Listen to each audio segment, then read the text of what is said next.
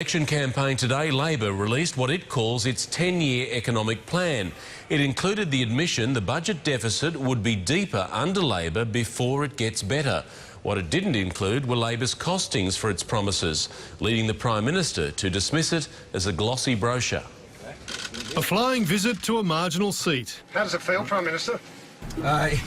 It's very impressive. Impressed by the Navy's newest military hardware in the New South Wales South Coast seat of Gilmore. This is the latest and the greatest. Not so great, he says, Bill Shorten's latest. Labor's 10-year economic plan, improved education, infrastructure, renewable energy and this promise. We will fix the national budget without smashing the family budget. If Derek Zoolander was releasing an economic plan, this is what it'd look like. Mr Turnbull calls it A glossy brochure. just like the coalitions in opposition. This is it, our Real Solutions plan. That one even had a photo of him on it. And like Tony Abbott's plan, Bill Shorten's is light on costings. In coming days, we're going to talk a lot more about our numbers. Mr Turnbull rubbished Labor's plan, dismissing 10-year forecasts as unreliable. 10 years ago, 2006, there wasn't an iPhone.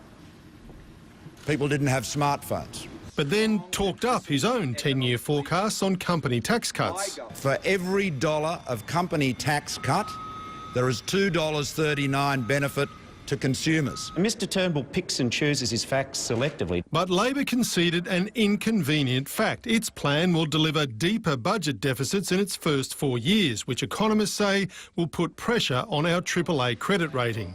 Chris Bowen said the mid-term objective matched the coalition's. A Shorten Labor government will return the budget to balance in the same year as is forecast by the government. Oh, beautiful. Look at that. As Malcolm Turnbull looked at the smaller picture. This event typifies the emerging pattern of this campaign.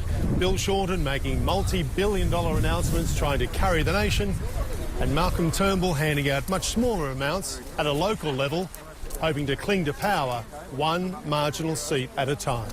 The Greens today offered Labor a local deal in Melbourne. In these inner city seats, the Greens will be preferencing Labor number 2.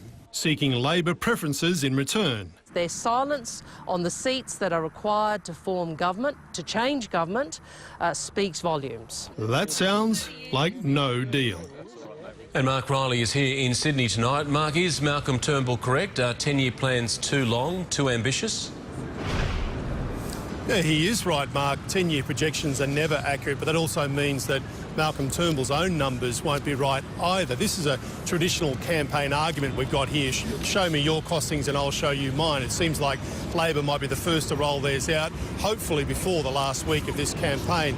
Bill Shorten argues that he is rolling out more policy than opposition leaders normally do, and he's right. However, that does come with risks, like today, those economists warning that his plan will put more pressure on our AAA credit rating. That's not the sort of message you want during an election campaign. Mark? No, it's not. Mark Riley in Sydney. Thank you.